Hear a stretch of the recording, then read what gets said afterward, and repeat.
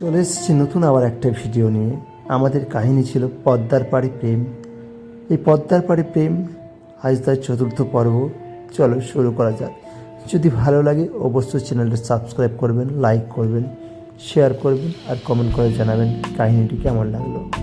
ফিরে আসা না নতুন শুরু, এটি গল্পের সবচেয়ে আবেগময় ও হৃদয়স্পর্শী অধ্যায়, যেখানে ভালোবাসা, অপেক্ষা আর নিয়তির খেলা একসাথে মিশে যায়।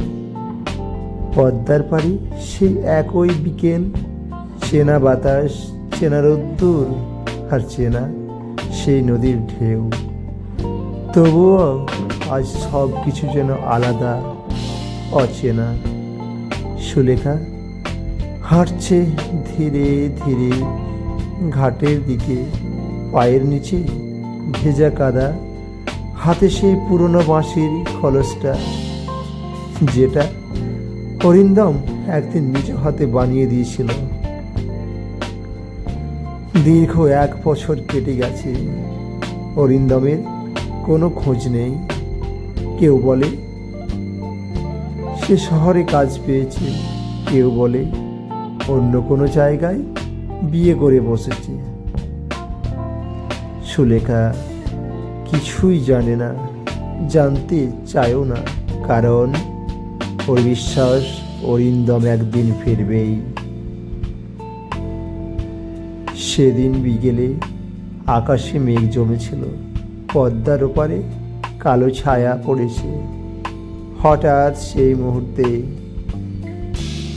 বাতাসে ভেসে এলো পরিচিত বাঁশির সুর। সুলেখার শরীরটা কেঁপে উঠল, বুকের ভেতরে হৃদয়টা ধক করে উঠল। এটা এটা কি ওরে বাঁশি? না, হয়তো কারো বাজানো, কিন্তু না, সুরটা একদম একই, যেমনটা অরিন্দম বাজাতো। সন্ধ্যার ঠিক এই সময়ে সুলেখা ছুটে গেল নদীর ধারে। নদীর ঘাটে দাঁড়িয়ে কুয়াশার ভেতর দেখতে পেল এক ছায়া। একজন মানুষ ধীরে ধীরে হাঁটছে তার দিকে, মাথায় সেই পুরনো গামছা, হাতে বাঁশি। সুলেখার চোখে জল ভরে গেল। অরিন্দম থেমে দাঁড়ালো, দুজনের চোখ এক হলো। কেউ কিছু বলল না, শুধু বাতাসে বাঁশির সুর মিশে গেল। সুলেখা বলল, তুমি সত্যিই কি ফিরেছ?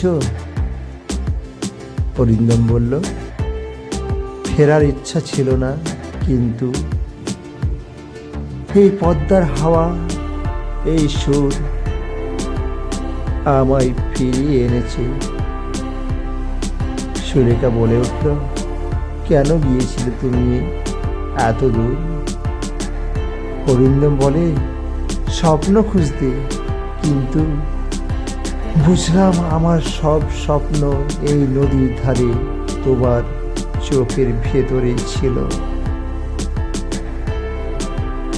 সুলেখা চোখ নামিয়ে নিল, তারপর ধীর স্বরে বলল, তুমি জানো আমি প্রতিদিন এই ঘাটে বসে থেকেছি, ভাবতাম একদিন হয়তো তুমি আবার বাঁশি বাজাবে। আজ সেই সুরে আবার মন ভরে গেল। অরিন্দম চুপ করে রইল, তার চোখে জল, তবুও ঠোঁটে আসি। তুমি জানো সুলেখা, আমি ফিরেছি, কিন্তু আগের মতো মানুষ নেই আমি। জীবনে অনেক কিছু বদলে গেছে, তবু এই পদ্মা, এই হাওয়া, এই তুমি, সব কিছু আগের মতোই থেকে গেছে। সুলেখা এক পায়ে গিয়ে গিয়ে বলল, তাহলে থেকে যাও, আর কোথাও যেও না। ঠিক তখনই ঘাটের ওপাশ থেকে ভেসে এলো এক কণ্ঠস্বর, অরিন্দম এখানে কেন? সুলেখা তাকিয়ে দেখলো এক যুবতী দাঁড়িয়ে আছে, তার পাশে একটা ছোট্ট মেয়ে। অরিন্দম স্থির হয়ে গেল। সুলেখা স্তব্ধ। সুলেখা বলল, ওরা কে? অরিন্দম বলে, ওরা আমার জীবনের বাস্তবতা। আমি বিয়ে করিনি, কিন্তু এই শিশুর দায়িত্ব নিয়েছি। তার মা চলে গেছে অনেক আগেই, তাই আমি ফিরে এসেছি নিজের শান্তি খুঁজতে। সুলেখা কিছুই বলল না। ওর চোখ ভিজে গেল, কিন্তু ঠোঁটে হাসি ফুটল। তুমি ফিরেছ, সেটাই অনেক। ভালোবাসা যদি সত্যি হয়, তাকে পেতে হয় না, শুধু অনুভব করলেই যথেষ্ট। অরিন্দম কিছু বলতে পারল না। সুলেখা পেছনে ঘুরে চলে গেল, কিন্তু নদীর জলে আবার বাজলো বাঁশির সুর। পদ্মার ঢেউ আজও বয়ে চলে নীরবে। কেউ আসে, কেউ চলে যায়, কিন্তু ভালোবাসা থেকে যায় নদীর মতো এক অনন্ত প্রবাহে। চলুন দেখা হবে পরের পর্বে। পদ্মার পাড়ে প্রেম পঞ্চম পর্বে আবার আসছি ফিরে নতুন একটা কাহিনী নিয়ে।